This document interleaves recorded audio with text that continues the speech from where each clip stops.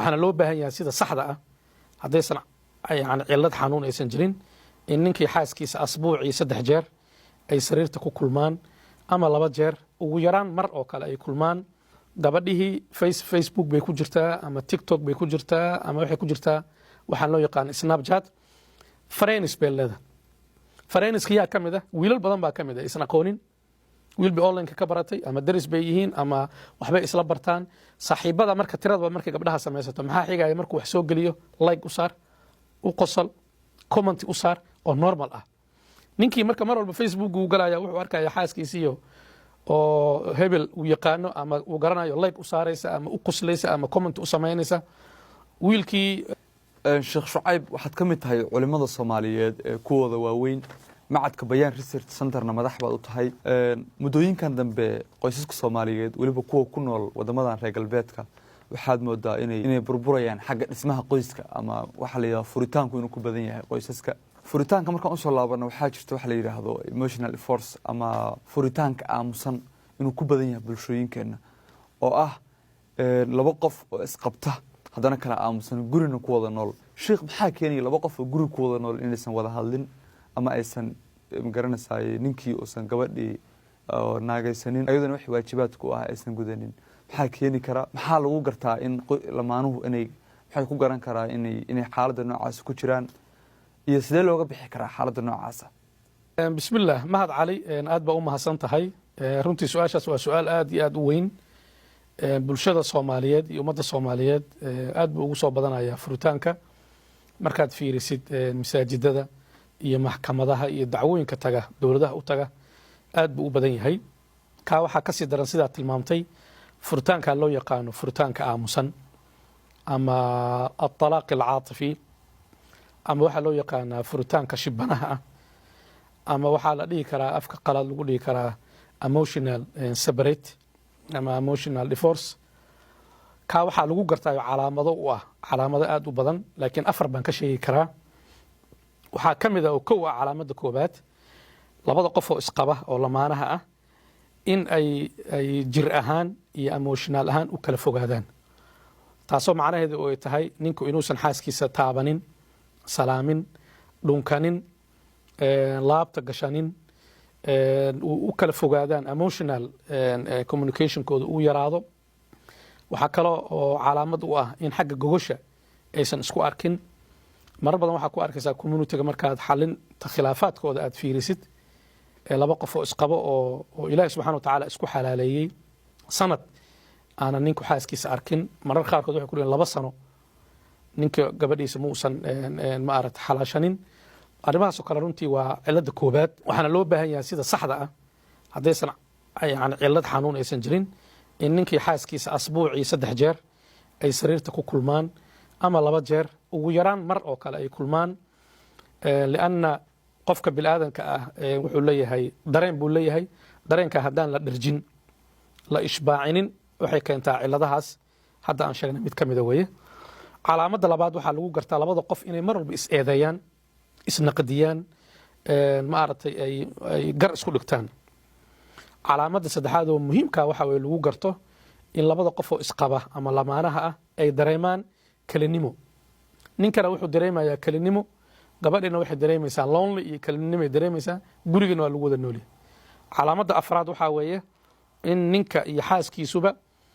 xiriirkooda ay ka hormariyaan xiriirka qaraabada asxaabta iyo ummadaha kale oo waxa arkaysaa gabadhi inay u xaragoonayso isku qurxinayso gabdhaha saaxiibadeed iyo arooska markii aadayso iyo family-ga markii soo ziyaaranayaan wiilkan waxa arkaysaa wuxuu aad u faraxsan yahay markuu saaxiibadiis banooniga la ciyaarayo ama game la ciyaarayo ama caawa maqaaxida uu kula sheekeysanayo taasna waxay calaamad u tahay in labada qof oo lamaanaha isqaba ay ku jiraan xaaladda loo yaqaano talaaq caatifi ama furitaanka oo dareenka ah ninka iyo xaaskiisa waxa loo baahan yahay mar haddii calaamadahaas gaaraan inay ka gaaraan oo arintaas ay xaliyaan sababaha keena runtii ayadan way badan yihiin haddaan dhowr ka sheegno kow waxaa ka mid ah in labada qof oo isqaba ay is ahaaneystaan ninka inuu xaaskiisa ihaaneeyo ama uu ku sameeyo tahmiishin waxa loo yaqaan يعني gabadhu markay ay dareento in ninku uu ihaaneeyay way iska xiraysaa way isgalaysaa xiriirkeedii oo dhan bay yaraynaysaa wabittaali waxaa ka dhalanaya inay ninka ka cararto gogashii diiddo ay dhibsato way keentaa qodobka labaad oo muhiimka oo keenaya waxaa weeye xiriirkii iyo wadahadalkii iyo communicationkii oo meesha ka maqan mushkiladaha dhayliga ah markay yimaadaan ma xalinayaan mushkiladba mushkilada kale u keenaysaa way isfuulfuulayaan oo problem weyn bay keenaysaa iyo labada qof inay kala go'aan cilada saddexaad waxaa weeye bareesharka nolosha runtii hadda nolol waxaa lagu jiraa casri oo xadaaro leh mar walbo nolosha aadanaha ay hormarto bareesharka iyo mas'uuliyaadkii iyo responsibilityga badanaya ninkii waxaa laga rabaa shaqo iyo waxbarasho ciyaalkii biilashii guriga biilkiisii caafimaadkii bareesharkaas tirada badan wuxuu keenayaa in uu fisikaal ahaan u daalo gabadhiina waxay keenaysaa in ayadana soo shaqayso gurigii ay mas-uul ka noqoto ciyaalkii ay koriso 6 am bay baxaysaa 6 pm bay soo gelaysaa way badaalan tahayba gabadhi goorma ninkii ay la raaxaysataa ay isku qurxisaa la sheekaysataa fiilinkeeda uga sheekaysaa casho goorma isku raacayaan labadii qofba waa dameer dhaan raac waa la wada shaqaynaya iyagoo daaldaalan bay soo noqonayaan cilada kaloo ka mid ah oo afraad oo muhiimka waxaa weeye khiyaanada in ninka gabadhii uu mar walba gabdho kale ku dul shukaansado fiilinkeeda uusan ilaalinin gabadhana markaa ninka ay ka niyajabto ama sidaa oppositekeeda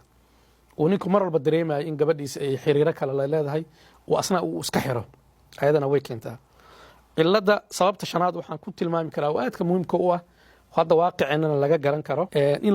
la fududaystay xiriirada oo social media gabadhihii Facebook bay ku jirtaa ama TikTok bay ku jirtaa ama waxay ku jirtaa waxaan loo yaqaan Snapchat friends bay leedahay friendska yaa ka mid ah wiilal badan baa ka mid ah isna aqoonin wiil bay online ka baratay ama daris bay yihiin ama waxbay isla bartaan saaxiibada marka tirada markay gabdhaha samaysato maxaa xigaya markuu wax soo geliyo like u saar u qosol comment u saar oo normal ah ninkii marka mar walba Facebook uu galaya wuxuu arkaya xaaskiisiyo oo hebel uu yaqaano ama uu garanayo like u saaraysa ama u qoslaysa ama comment u samaynaysa wiilkii wuxuu samaynayaa gabar is yaqaanaan galaas dhigtaan buu soo saaranayaa storyga miyaa soo saaranaya wuu u laagaraynaya gabadhi markay way cogdadoobaysaa ama way niyad jabaysaa way keenaysaa marka inay kala go'aan xiriirkooda oo ay ku dhacaan wixii loo yaqaana talaaq caatifiga waxaa lagu xallin karaa baan isleeyahay ilaahi subxaana wa tacaala labada qof wuxuu ku abuuray awood inay wax kastoo dhibaato ka hor yimaado ay xallin karaan wuxuu kaloo ilaahi subxana wa tacaala uu siiyey aadanaha inay wada hadli karaan communication ay samayn karaan waxaa lagu xallin karaa communication inay wada fadhiistaan inay samaystaan wiigii habeen ay casho isku raacaan ama bishii ay casho isku raacaan waxaa kaloo lagu xallin karaa vacation inay isla qaataan cumro oo kale inay isla aadaan soo wada cumraystaan in sanadkii markii la gaaro xilligii isguursadeen oo kale ay xasuusan karaan maarata xilligii guurkoodii sanad guure inay u samayn karaan ayadana waxay keeni kartaa inay xiriirkooda ay adkeeyaan ugu dambeyntii waxaa weeye wada hadal iyo inaan la is ihaanaysanin qof kastana uu responsibilitygiisa iyo mas-uuliyadiisa ka soo baxo